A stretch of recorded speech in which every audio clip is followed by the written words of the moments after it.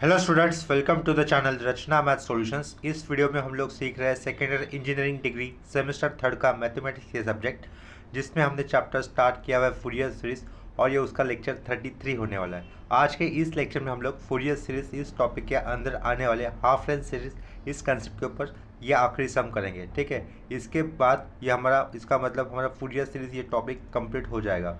और इससे पहले हम लोगों ने लैप्लास ट्रांसफॉर्म 1 और लैप्लास ट्रांसफॉर्म 2 ये टॉपिक कंप्लीट किए हुए हैं, तो उनका प्लेलिस्ट आपको प्लेलिस्ट सेक्शन में मिल जाएगा। ठीक है, तो अभी के इस लेक्चर में जो आखिरी क्वेश्चन हमें करना है फूरियर सीरीज इस चैप्टर के अंदर, वो क्वेश्चन इस तरीके से है। क्वेश्चन में क्या दिया है देखो, obtain half range sine series in 0, pi for function दिया है एक्स, ब्रैकेट के अंदर दिया है पाई minus x bracket close, and hence find the value of summation. Numerator में दिया है -1 टू द पावर n+1 और डिनोमिनेटर में दिया है 2n-1 टू द पावर 3। ठीक है, ये हमें डिड्यूस दैट भी करना है। और फंक्शन क्या दिया है एक्स पाई minus x, half range sine series पूछी गई है, इतना याद करो। ठीक है, तो हम लोग क्वेश्चन को इस एरो से स्टार्ट करेंगे।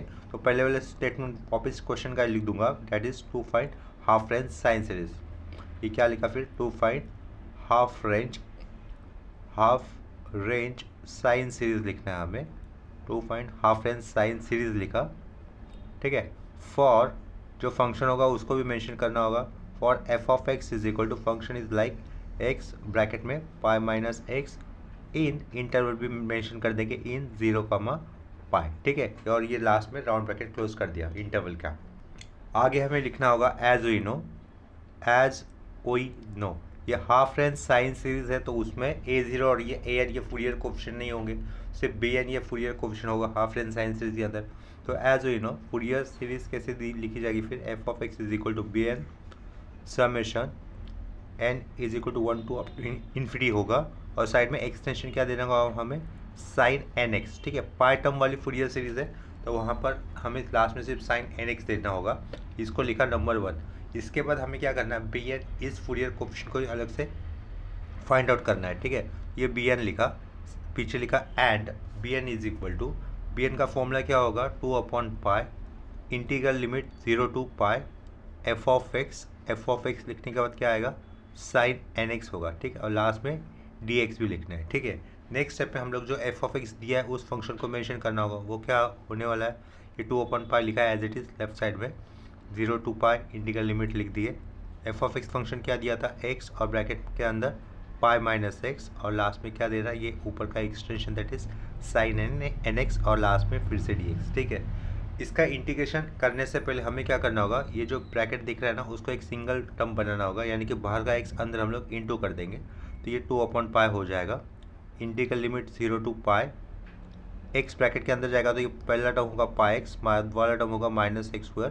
ठीक है, और बाजू में क्या है उसके साइन एन एक्स है, और लास्ट में क्या है डी एक्स है। ठीक है, तो इसके बाद देखो ये अंडरलाइन किया हुआ एक अलग फंक्शन है, और ये साइन ये ट्रिग्नोमेट्री की अलग फंक्शन है। लेफ्ट साइड का जो अंडरलाइन किया है वो फंक्शन क्या है, एल्जेब्रिक फंक्शन है, क्योंकि वहाँ पर पॉलिनोमियल जैसा दिख रहा है ना, ये पॉलिनोमियल जैसा दिख रहा है, तो उसको हम लोग क्या कहेंगे, एल्जेब्रिक फंक्शन कहेंगे। तो ये पाई एक्स माइनस एक्स पर ये एल्जेब्रिक फंक्शन हो गया, और ये साइन एन एक्स क्या हो गया, ट्रिग्नोमेट्रिक फंक्शन हो गया। तो उनके अंदर हमें क्या अप्लाई करना होगा, नेक्स्ट स्टेप पे यू डॉट वी का generalise rule of integration apply करना होगा। ठीक है, तो यू डॉट वी का जनरलाइज रूल ऑफ इंटीग्रेशन देखो इस तरीके से होता है।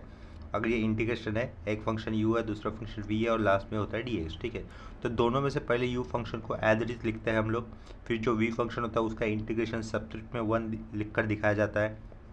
उसके बाद माइनस साइन के बाद जो u फंक्शन लिया था उसका डेरिवेटिव हम लोग u डैश से डिनोट करेंगे। ठीक है, जो v फंक्शन का इंटीग्रेशन हुआ था पिछले स्टेप में, जिसको हम लोगों ने v1 से रिप्रेजेंट किया था, उसका ही फिर से इंटीग्रेशन v2 से डिनोट किया जाएगा। आफ्टर दैट जो u फंक्शन लिया था उसका डेरिवेटिव लिखना होगा, तो लेकिन उसके पहले प्लस साइन देना होता है, फिर u डबल डैश यानी कि u फंक्शन का फिर से डेरिवेटिव। इसी तरीके से अभी v2 जो फंक्शन का इंटीग्रेशन हुआ था उसका फिर से इंटीग्रेशन करने के कारण वहाँ पर v3 डिनोट करेंगे, और इसी ऑर्डर में हमें प्रोसीड करना होता है, प्लस माइनस साइन कंसिडर करते हुए, प्लस माइनस प्लस उसके बाद होगा माइनस। ठीक है, और u फंक्शन कैसे सेलेक्ट करना होता है, LIATE, ये अलग अलग फंक्शन के नाम है। L यानी कि लॉगरिथमिक फंक्शन, I यानी कि इनवर्स ट्रिग्नोमेट्रिक फंक्शन, ए का मतलब होगा अलजेब्रिक फंक्शन, टी का मतलब होता है ट्रिग्नोमेट्रिक फंक्शन और ई का मतलब होगा एक्सपोनेंशियल फंक्शन। तो इन फंक्शन की ऑर्डर में जो भी फंक्शन लेफ्ट टू राइट जाते वक्त पहला आता है उसको यू कंसिडर करना होता है। तो लेफ्ट टू राइट जाते वक्त ये हमारे पास अलजेब्रिक का फंक्शन पहले आ रहा है तो उसको यू कंसिडर करना होगा, तो यानी कि ये वाला कर्ली लाइन क्या होगा, यू होगा। और उसके बाद अलजेब्रिक फंक्शन के बाद अगर ट्रिग्नोमेट्रिक फंक्शन आता है तो उसको वी कंसिडर करना होगा। तो साइन एन एक्स ये तो ट्रिग्नोमेट्रिक फंक्शन है तो उसको हम लोग क्या कंसिडर करेंगे, वी कंसिडर करेंगे। तो ये जो जनरलाइज रूल ऑफ इंटीग्रेशन अभी लिखा था वही हमें अप्लाई कर देना है यहाँ पर, ठीक है। तो लेफ्ट साइड में ये टू अपॉन पाई लिखा, इंटीग्रल क्या लिखा, 0 to पाई भी लिखा। उसके बाद अभी हम लोग इंटीग्रेशन करेंगे ना, तो इंटीग्रेशन करने के कारण ये इंटीग्रेशन साइन फिर से नहीं आना चाहिए था, तो ये वाला स्टेप फिर हमारा रॉन्ग हो जाएगा। ये 2 अपॉन पाई लिखने के बाद इंटीग्रेशन अभी कर रहे थे तो उसके कारण ये ओपनिंग स्क्वायर ब्रैकेट डाला। पहला फंक्शन यू का लिखना है that is pi X minus X square, ये एज इट इज लिखने के बाद डॉट साइन का इंटीग्रेशन क्या होगा, माइनस कॉस होगा। तो साइन का integration minus cos with the same radian angle that is minus cos n x. अभी क्या करना है नेक्स्ट स्टेप में, जो रेडियन एंगल है एन एक्स उसका फर्दर डी रिड्यूस किया जाएगा और जो भी डी रिड्यूस वाला पार्ट बचता है वो डिनोमिनेटर में लिखना है, वो क्या रहेगा फिर एन होगा। इतना क्लियर हो गया। उसके बाद माइनस साइन दो, माइनस साइन के बाद ब्रैकेट दो, जो ये जो यू फंक्शन था ब्रैकेट में लिखा हुआ उसका क्या करना है, फर्दर डी रिड्यूस करना है। तो पाई एक्स का डी रिड्यूस क्या बचेगा, ओनली पाई माइनस और एक्स स्क्वायर का डी रिड्यूस क्या होगा, 2x होगा। तो बिफोर दैट माइनस साइन था तो ये पाई माइनस 2x बचेगा, जिसको हम लोगों ने एक राउंड ब्रैकेट के अंदर लिखा। उसके बाद डॉट दे दिया, ये minus sign as it is लिखना है। Minus sign as it is लिखने के बाद कॉस का इंटीग्रेशन क्या होगा, साइन। तो ये साइन लिखा with the same radian angle side में दैट इज एन एक्स। इसके बाद जो रेडियन एंगल है उसका फिर से डी रिड्यूस करेंगे तो अपॉन में आएगा एन, लेकिन प्रीवियस स्टेप पे ऑलरेडी डिनोमिनेटर में एन है, या इसका मतलब यहाँ पर एन स्क्वायर लिखना होगा और ये round bracket close. Next step में प्लस माइनस प्लस साइन दे दिया। अब ये देखो ये जो था ना यू डैश, इसका फर्दर डी रिड्यूस क्या होगा, पाई का डी रिड्यूस 0, माइनस 2x का डी रिड्यूस क्या बचेगा, ओनली -2, ठीक है। ये डॉट दे दिया, ये minus sign as it is consider करते हैं। साइन का इंटीग्रेशन क्या होगा, साइन का इंटीग्रेशन होगा माइनस कॉस, ये माइनस साइन प्लस, तो क्या लिखेंगे हम लोग, कॉस एन एक्स लिखेंगे। और डिनोमिनेटर में क्या लिखना होगा हमें, साइन का इंटीग्रेशन होगा माइनस कॉस, वो माइनस और ये minus plus cos n x लिखा। यहाँ से फिर से रेडियन एंगल एन एक्स का डी रिड्यूस करेंगे तो अपॉन में एन आएगा। प्रीवियस स्टेप में ऑलरेडी एन स्क्वायर, तो डिनोमिनेटर में लिखेंगे हम लोग एन क्यूब लिखेंगे, ठीक है। और ये लास्ट में स्क्वायर ब्रैकेट क्लोज कर दिया। लोअर लिमिट कितना था अपना 0 और अपर लिमिट कितना है पाई। नेक्स्ट स्टेप में upper limit minus lower limit का स्टेप करने से पहले हमें साइन सिंप्लीफिकेशन स्टेप करनी होगी। तो ये लेफ्ट साइड का 2 पाई एज इट इज़ लिख दिया। उसके बाद ये opening square bracket, minus sign दिख रहा है यहाँ पर, उस माइनस साइन को हम लोग इस ब्रैकेट के पहले ले लेंगे। तो ये माइनस लिखा, pi X minus X square upon में एन, और उसके साइड में क्या रहेगा, कॉस एन एक्स हो जाएगा। इतना क्लियर हुआ होगा। ये माइनस और ये माइनस क्या लिखना है हमें, प्लस, तो प्लस लिख दिया। पाई माइनस 2x अपॉन में एन स्क्वायर लिख देते उसके अपॉन में एन स्क्वायर लिखा, और साइड में क्या होगा, ये साइन एन एक्स बचा हुआ लिखा। आफ्टर दैट ये प्लस है और ये -2 है, तो प्लस को ये माइनस एन ओवरराइट करेगा तो क्या होगा, माइनस, वो माइनस यहाँ से लिख देता हूँ, -2 डॉट -2 के साथ क्या आएगा फिर, ये cos n x upon n cube आएगा।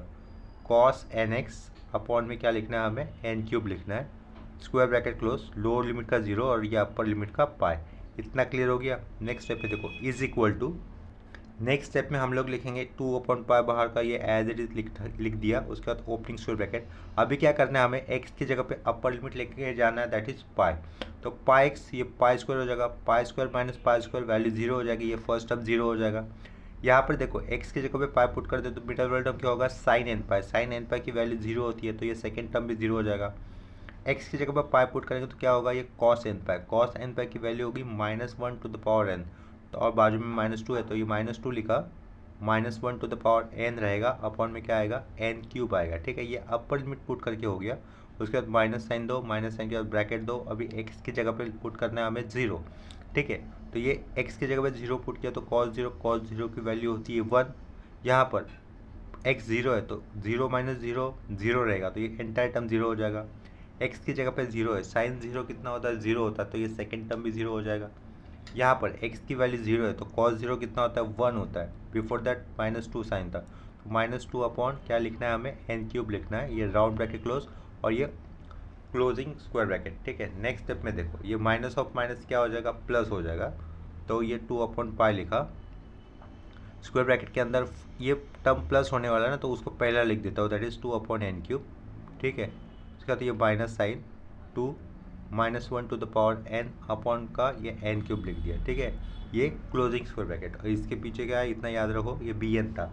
नेक्स्ट स्टेप में, लास्ट स्टेप में, यानी कि हम लोग स्क्वायर ब्रैकेट में से किसको कॉमन बाहर ले सकते हैं, 2/n³ को एज अ कॉमन बाहर ले सकते हैं। तो ऊपर क्या हो जाएगा, 4 हो जाएगा, और डिनोमिनेटर में क्या रहेगा, पाई n³, और स्क्वायर ब्रैकेट के अंदर क्या बचेगा, 1 -1 टू द पावर n, ये टर्म आएगा, और लास्ट में स्क्वायर ब्रैकेट क्लोज। ठीक है, ये हो गई bn इस फूरियर कोफिशिएंट की वैल्यू। हमें सिर्फ इतना ही करना था, bn की वैल्यू निकालनी थी। bn निकालने के बाद जो इक्वेशन नंबर 1 दिया था ना हम लोगों ने शुरुआत में, वहाँ पर bn की वैल्यू सब्स्टिट्यूट कर देंगे। लेकिन bn की वैल्यू लिखते वक्त विदाउट n वाले टर्म कहाँ पे लिखने हैं, समेशन के लेफ्ट साइड में लिखने हैं, और जिन टर्म में n है तो वो टर्म कहाँ पे लिखने हैं, समेशन के राइट साइड में। देखो ये bn आया था, उसके बाद हम लोग लिख सकते हैं देयरफॉर फूरियर सीरीज या फिर half range sine series can be written as follows. तो वही लिख देता हूँ, therefore half range sine series, half range sine series can be written as follows, ये वाला स्टेटमेंट होगा, can be written as follows। ठीक है, तो लेफ्ट साइड में क्या लिखना है, हमें फंक्शन लिखना है, दैट इज x, ब्रैकेट में क्या था पाई माइनस एक्स, ये फंक्शन लिख दिया, इज इक्वल टू bn वाला पार्ट। लेकिन bn वाला पार्ट लिखते वक्त bn ये फूरियर कोफिशिएंट की वैल्यू लिखते वक्त विदाउट n वाले टर्म कौन से दिख रहे हैं, 4/पाई दिख रहे हैं ना, तो वो समेशन के लेफ्ट साइड में आएंगे। 4/पाई समेशन के लेफ्ट साइड में लिखा, फिर समेशन दिया, n is equal to 1 to infinity जाएगा, और n की वैल्यू लिखनी, ये 1 -1 to the power n square bracket close, upon में ये n लिखा, n³ लिखा, और साइड में एक्सटेंशन क्या लिखना था हमें, साइन nx लिखना है। ठीक है, ये हो गई रिक्वायर्ड फूरियर सीरीज। ठीक है, इसी फूरियर सीरीज को हम लोग इस तरीके से लिख सकते हैं, और जनरलाइज कर यानी कि ये जो समेशन वाला पार्ट है उसको हम लोग जनरलाइज करके लिख सकते हैं सेम फूरियर सीरीज को, दैट इज x ब्रैकेट के अंदर क्या होगा, pi minus x is equal to, left side में फंक्शन लिखने के बाद इक्वल टू दिया, उसके बाद क्या लिखा, 4/पाई लिखा, 4/पाई के बाद हम लोग देंगे ब्रैकेट। ठीक है, ओपनिंग स्क्वायर ब्रैकेट डाला। अभी जनरलाइज करना है तो n की वैल्यू कितनी लेंगे, पहले 1 लेंगे, तो n की वैल्यू 1 होती है तो -1 टू द पावर 1, -1 रहेगा, 1 -1 ऊपर क्या हो जाएगा, 2 हो जाएगा, 2/1³, और यहाँ पे क्या रहेगा, साइन x होगा। n की वैल्यू 2 होने पर -1 टू द पावर 2, -1 का पावर स्क्वायर करने पर +1, 1 -1 0, और ये देखो इवन टर्म होने पर, n की वैल्यू इवन होने पर समेशन वाले सीरीज के अंदर कोई भी टर्म एग्जिस्ट नहीं करेगा, क्योंकि उसकी वैल्यू 0 हो जाएगी। यानी कि इवन नंबर होने पर n की वैल्यू, कोई भी सीरीज के अंदर कोई भी टर्म एलिमेंट नहीं आने वाला। ऑड नंबर होने पर ही सीरीज के अंदर के एलिमेंट्स एग्जिस्ट करेंगे। तो नेक्स्ट वैल्यू n की क्या हो सकती है, 3, -1 टू द पावर 3 -1, तो न्यूमरेटर में क्या बचेगा, +2 ही आएगा, तो ऊपर +2 लिख दिया, +2/3³, और साइड में क्या होगा, साइन 3x। ठीक है, नेक्स्ट टर्म क्या हो सकता है, हम लोग जनरलाइज कर लिखते हैं तो 2/5³ होगा, sine 5x plus up to infinity लिखना है, अप टू इन्फिनिटी, लास्ट में क्लोजिंग स्क्वायर ब्रैकेट। ठीक है, ये है हो गया हमारा required half range sine series for the given function. ठीक है, तो इसी को हम लोग क्या कर देंगे, नंबर 1 कर देंगे। अभी डिड्यूस दैट वाला पार्ट भी पूछा था ना क्वेश्चन के अंदर, तो उसके लिए हमें क्या करना होगा, देखो नाउ फॉर डिडक्शन पार्ट ऐसा लिख देता हूँ, नाउ फॉर डिडक्शन पार्ट। ठीक है, डिडक्शन या फिर डिड्यूस ऐसा भी लिख सकते हैं, डिड्यूस कर देता हूँ, नाउ फॉर डिड्यूस पार्ट, या कि प्रूव दैट वाला पार्ट था ना वो भी था। नाउ फॉर डिड्यूस पार्ट, उसके लिए क्या करेंगे हम लोग, अगर देखो x की जगह पे अगर मैं 0 पुट कर देता तो साइन 0 क्या हो जाएगा, 0 हो जाएगा हर जगह पे। अगर हम लोग x की जगह पे पाई लेते हैं तो भी साइन पाई, साइन 3 पाई, साइन 5 पाई 0 हो जाएगा, यानी कि x की वैल्यू 0 या फिर x की वैल्यू पाई लेने पर ये सीरीज़ कैसी हो जाएगी, राइट साइड पे 0 हो जाएगी। ठीक है, तो उसके कारण हम लोग क्या कर सकते हैं, लेफ्ट साइड पे भी 0 हो जाएगी, x 0 तो इधर भी 0, x की वैल्यू पाई तो इधर भी 0, यानी कि 0 इक्वल टू 0 आ जाएगा, तो कोई मतलब नहीं बनेगा ना। तो इसके कारण हम लोग x की वैल्यू 0 भी नहीं ले सकते, पाई भी नहीं ले सकते, तो हम लोग क्या करेंगे, x की वैल्यू पाई/2 लेंगे। ठीक है, पुट लिखा, पुट क्या कर दिया, x कितना लिखा, पाई/2 लिखा, तो लेफ्ट साइड पे चेंजेस क्या हो जाएंगे, पाई/2, पाई माइनस पाई/2, तो लेफ्ट साइड पे क्या रहेगा, π²/4 हो जाएगा, ये π²/4 लिख दिया, इज इक्वल टू ये 4/पाई एज इट इज़ लिखा। ठीक है, नेक्स्ट स्टेप में देखो x की वैल्यू कितनी है, π/2 है, तो sin π/2 की वैल्यू कितनी होती है, 1 होती है। तो ये 1 × 2 2, 2 अपॉन का 1 क्यूब लिख दिया, ठीक है। sin 3π/2 की वैल्यू कितनी होती है, -1 होती है, तो सेंटर में ये -2 अपॉन 3 क्यूब हो जाएगा, ठीक है। sin 5π/2 की वैल्यू कितनी होगी, x की जगह पे π/2 पुट करें ना, तो sin 5π/2 की वैल्यू होगी +1, तो इधर क्या रहेगा +2 अपॉन 5 क्यूब। ये जिसको अगर हम लोग जनरलाइज करके लिखते तो नेक्स्ट साइन क्या होगा, प्लस होगा, ठीक है, अप टू इन्फिनिटी, लास्ट में ये closing square bracket. Next step में हम लोग स्क्वायर ब्रैकेट से आया हुआ 2 बाहर लेते तो क्या हो जाएगा, वो 8/π हो जाएगा, राइट। और ब्रैकेट के अंदर क्या रहेगा, 1/1 cube minus 1/3 cube plus 1/5 cube plus up to infinity, ठीक है। ये लास्ट में क्लोजिंग स्क्वायर ब्रैकेट, और लेफ्ट साइड में क्या रहेगा, π²/4। नेक्स्ट स्टेप में क्या कर सकते हैं, देखो ये पाई राइट साइड में लिखा हुआ, लेफ्ट साइड में जाएगा तो ऊपर जाएगा, चला जाएगा न्यूमरेटर में, फिर बनेगा वो π³। और ये राइट साइड का ऊपर में आया हुआ 8 लेफ्ट साइड में आता है तो डिनोमिनेटर में जाएगा, वो हो जाएगा × 4 के साथ, तो नीचे यहाँ लेफ्ट साइड में आएगा 32, ठीक है। राइट साइड में बचा हुआ part as it is, that is 1/1 cube minus 1/3 cube plus 1/5 cube, और ये प्लस लिख दिया अप टू इन्फिनिटी, ठीक है। इतना हो जाने के बाद राइट साइड वाला पार्ट तो नहीं पूछा था हमें, ड्यू टू सेट वाला पार्ट कुछ अलग ही पूछा था, लेकिन इसके आगे हम लोग कोई अपनी तरफ से कोई स्टेप नहीं बना सकते, तो हम लोग क्या करेंगे, इतना लिखने के बाद लेफ्ट साइड का ये टर्म एज इट इज लिख दिया π³/32। इसके बाद डायरेक्टली हमें क्वेश्चन का दिया हुआ पार्ट ही लिखना है। तो देखो क्वेश्चन में क्या पूछा था हमें, ड्यू टू सेट वाले पार्ट में समेशन -1n+1 अपॉन 2n-1 का होल क्यूब है ना, तो वही लिख देना है। तो क्या -1n+1, इससे पहले एक समेशन साइन था, इसको फिर मुझे मिटाना पड़ेगा, ठीक है। इसको भी मिटा देता हूँ, फिर इसको भी मिटा देता हूँ। ये ऊपर का π³ एज इट इज अपॉन का 32 इज इक्वल टू समेशन लिखना रह गया था पिछले वाले स्टेप पहली बार, तो लिखा। यहाँ पर उन्होंने 1 to इन्फिनिटी नहीं दिया है, लेकिन वो बाय डिफ़ॉल्ट होता ही है हमेशा, ठीक है। तो क्वेश्चन में नहीं था तो हम लोग भी यहाँ पे नहीं लिखेंगे, लेकिन ये क्या था, -1n+1 अपॉन में 2n-1 का होल क्यूब, ठीक है। ऐसा क्वेश्चन में दिया था, वही पार्ट डायरेक्टली लिख दिया। यहाँ पे देखो क्रॉस चेक करते हैं, अगर n की वैल्यू 1 होगी, 1 + 1 2 हो जाएगा, -1⁻2 + 1, तो ये +1 है फर्स्ट टर्म में। आफ्टर दैट n की वैल्यू 1 ली थी, 2 × 1 2, 2 - 1 1 1 का क्यूब, तो फर्स्ट टर्म मिल रहा है सही, ये जनरलाइज लिखा है ना हम लोगों ने। नेक्स्ट टाइम n की वैल्यू लेंगे 2, 2 + 1 होगा 3, -1⁻3 -1 रहेगा, तो ये -1 है, 2 लिया था, 2 × 2 = 4, 4 - 1 3, 3 का क्यूब दिख रहा है ना सीरीज में। नेक्स्ट टर्म लेंगे हम लोग n की जगह पे 3, 3 + 1 4, -1⁴ +1 है, 3 × 2 = 6, 6 - 1 5, नेक्स्ट टर्म क्या होगा, 5 होगा। यानी कि ये जो सीरीज़ है हम लोगों ने ऊपर वाले स्टेप पे लिखी है, लास्ट स्टेप में क्या किया, उसका सिर्फ जनरलाइज फॉर्म लिख दिया है, ठीक है। इतना क्लियर हो गया। तो यहाँ पर ये हमारा आज का हाफ रेंज साइन सीरीज का क्वेश्चन कंप्लीट हो जाता है, और इसी क्वेश्चन के साथ फूरियर सीरीज ये चैप्टर भी कंप्लीट हो जाता है।